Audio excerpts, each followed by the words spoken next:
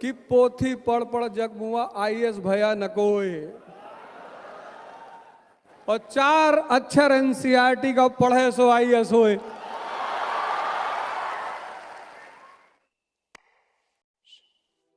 इस देश में 95% लोग ह्यूमैनिटीज 10th तक ही पढ़ते हैं, और वो भी किस तरह पढ़ते हैं कि टीचर कहता है हिस्ट्री पढ़ के कोई राजा नहीं बनेगा। और पूरा यूपीएससी का जो सेंटर है वो ह्यूमैनिटीज है।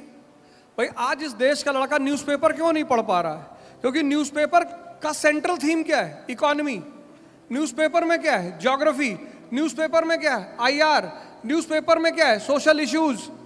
ये सब ह्यूमैनिटीज है, और आपको ह्यूमैनिटीज पता नहीं, क्योंकि हमारे यहां हमारे देश में हमारे 91 के बाद हमको भेजा था हमारे परिवार वालों ने, खासकर हमारी माता जी ने कहा मेडिकल की तैयारी कर लो।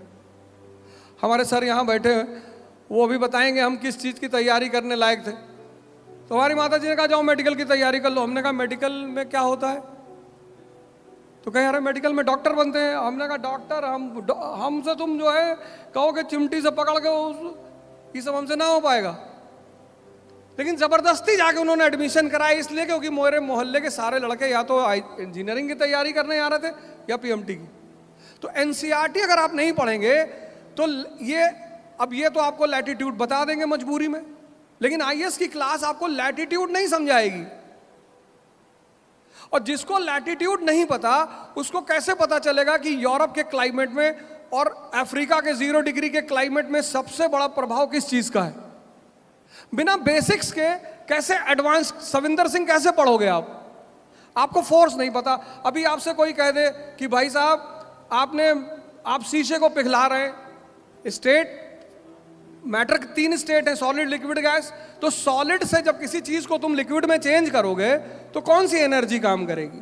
अब ये आपको नहीं पता, आपको मेल्टिंग पॉइंट नहीं पता, आपको इवापोरेशन पॉइंट नहीं पता, आपको काइनेटिक एनर्जी नहीं पता, तो आप कैसे टेक्नोलॉजी को आगे बढ़ेंगे? इसलिए जिनको भी आईएएस की तैयारी करनी, बहुत अच्छा सवाल आपने उठाया, जिनको भी आईएएस की तैयारी करनी है और जो चाहते हैं कि मेरा समय वेस्ट ना जाए, उनसे मैं हाथ जोड़कर कह रहा हूं कि 5 महीने कम से कम ह्यूमैनिटीज की एनसीईआरटी तैयार करके तब किसी कोचिंग में एडमिशन लें। अगर आप चाहते हैं कि आपको लक्ष्मीकांत समझ में आए, अगर आप चाहते हैं कि आपको जो है सविंदर सिंह समझ में आए, अगर आप चाहते हैं कि आपको वो इकोनॉमिक्स की जो बुक है दत्ता सुंदरम समझ में आए, तो बेस तैयार कर लीजिए, वरना जीएनपी और जीडीपी में अंतर पता करते करते उम्र बीत जाएगी। और हमारे न्यूज़पेपर, भाई Hindu newspaper Tamil Nadu south India में चलता है, वहाँ का एजुकेशन रेशियो बहुत हाई है और अच्छा भी है। हमारी तरफ तो अपने अपने न्यूज़पेपर, स्थानीय न्यूज़पेपर, अजीब अजीब से न्यूज़पेपर है, अजीब, और फ्रंट लाइन की न्यूज़ ही अजीब है। 5 बच्चों की माँ प्रेमी के साथ फरार। अब जब तुमने पहली बार हिंदू उठाया, उसकी फ्रंट लाइन पढ़ी डेमेस्कस इन डेंजर, तो तुमको ये नहीं पता चला कि डेमेस्कस नाउन है कि प्रोनाउन है कि एडजेक्टिव है। तुम मीनिंग ढूंढ रहे हो। 2 दिन बाद तुम्हारी तरह कोई लड़का बगल से निकला, कहा अबे डेमेस्कसवा सीरिया में है। जैसे बिना बेस के बिल्डिंग नहीं बन सकती, ऐसे बिना एनसीईआरटी के कोई आईएएस नहीं बन सकता। एनसीईआरटी पढ़ो। मॉडर्न इंडिया के एनसीईआरटी कम से कम 200 बार तो पढ़े ही होंगे, और मेरे बैग में पड़ी हुई है, अभी फिर से पढ़ रहा हूं। और जितनी बार उस एनसीईआरटी को पढ़ता हूं, एक नई पिक्चर सामने आ जाती। वो जो विपिन चंद्रा की एनसीईआरटी है पुरानी वाली, और जिस दिन तुम उसको तैयार कर लेना, हमें जरूर बताना। जब तुम्हें लगे कि पूछो मास्टर, जिस दिन तुम्हें यह गलतफहमी पैदा हो जाए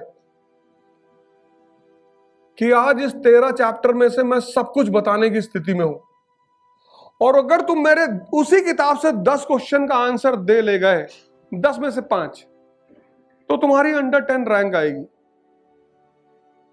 गारंटी।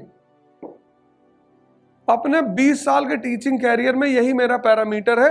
मैं कहता हूं तुम एनसीईआरटी तैयार करके आओ और मैं तुमसे 10 सवाल पूछूंगा, 5 बता दो बस। तो जिस दिन तुम्हें लगे कि मेरी तो तैयार हो गई, हमें बताना। आदमी सजने संवरने के बाद शीशे के सामने खड़ा होता है ना कि कहीं कोई गलती तो नहीं है। तो कोच जो होते हैं वो शीशे की तरह होते हैं, और छेड़ते रहा करो कोचों को। जाके कुछ बोल दो कि इकोनॉमी में तो कोई कुछ भी पूछ ले, तो सामने वाले का ईगो भड़क जाता है तुरंत कि अच्छा। टीचर भी बेसिकली ईगोइस्टिक होता है, और इसको सबसे अच्छा पिक्चराइज किया है 3 इडियट्स में, वीरू सहस्त्र बुद्धि। सोचो, वो ये टीचर एम बना लेता है कि मुझे अपने स्टूडेंट को फेल करना है किसी भी कीमत पे। सोचो, एक आदमी किसी के टैलेंट से इतनी नफरत कर सकता है।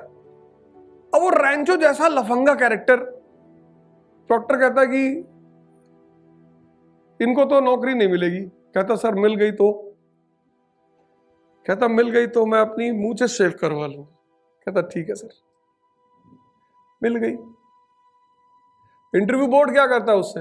कहता देखो भाई, हमारी कंपनी में तो हमें क्लाइंट को सेटिस्फाई करना होता है, और आप बहुत आउटस्पोकन आदमी है, और इतने आउटस्पोकन आप रहेंगे तो हमारे क्लाइंट हमसे नाराज हो जाएंगे। तो अगर आप अपना स्टैंड बदल लें तो हम आपको नौकरी दे दें। उसने कहा सर 2 हाथ तोड़वा के और एक पित्ता नहीं कितनी हड्डी तोड़वा के तो यह स्टैंड जीवन में आया है। सर आपको आपकी नौकरी मुबारक सर। डीन को अपनी मुंह से शेव करानी पड़ती। जो आदमी देख के समझता है, देख के, रैंचो कौन सा कैरेक्टर है, उसकी आईक्यू लेवल इतनी हाई है, वो किसी को देख लेता है, समझ जाता है। प्रिया का जो फियांसी है सुहास, उसको देखता ही तो है, कहता है इससे शादी मत करना, प्राइस टैग है ये, हर बात का तुम्हें पैसा बताता घूमेगा। कहता डेमो दूं? वो अब तुम देखो, वो चीज उसने कहा किस किताब में पढ़ी थी, लेकिन उसकी वॉचिंग कैपेसिटी बहुत प्यारी है, ऑब्जर्वेशन जो है ना उसका बहुत अच्छा है। ऐसे ही जिस आदमी का ऑब्जर्वेशन किताब में डेवलप हो जाता है, उसको किताब में मजा मतलब उसको मजा आने लगता है पढ़ाई में। तो वो बोलती है अपने पापा से, कहता है पापा ये डेमो बहुत अच्छा देते। कहता किस तरफ से आए हो पार्टी में? कहता सर हम साइंस की तरफ से आए। जवाब देखो, ऐसी सिचुएशन तुम्हारे सामने इंटरव्यू बोर्ड में होगी, नो पैनिकनेस। बाकी दोनों पैनिक कर जाते हैं, फरहान और राजू पैनिक कर गए, दोनों पैनिक कर गए, पर ही इज काम, all is well, all is well, all is well. तो पूछता है कि लड़के वालों की तरफ से आए होंगे क्योंकि हमने तो इन्हें बुलाया नहीं, हम तो लड़की वाले। कहता नहीं सर, मैं साइंस की तरफ से आया हूं, कोई फॉरगिवनेस नहीं, कोई सॉरी नहीं, इसको बोलते हैं पर्सनैलिटी। और साइंस की तरफ से आए और पैसा भी देने आए। कहता लिफाफा दे दे राजू। ऐसा नहीं है कि न्योता देने नहीं आए, उस पैसा भी लेकर आए। फिर वो अपनी बेटी को देता, कहता देख, कहता मैं देखती हूं, लिफाफा पढ़ दी, उसमें कुछ होता ही नहीं। कहता इसमें तो कुछ है ही नहीं। कहता फरहान तूने इसमें पैसे नहीं रखे? राजू से नहीं पूछता क्योंकि राजू के पास लिफाफा है। यानी रखने को फरहान को बोला था, लिफाफा राजू के पास था। गलती किसी से भी हो सकती।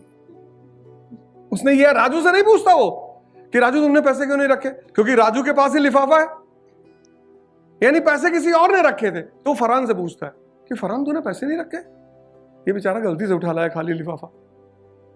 इसको बोलते हैं पर्सनैलिटी।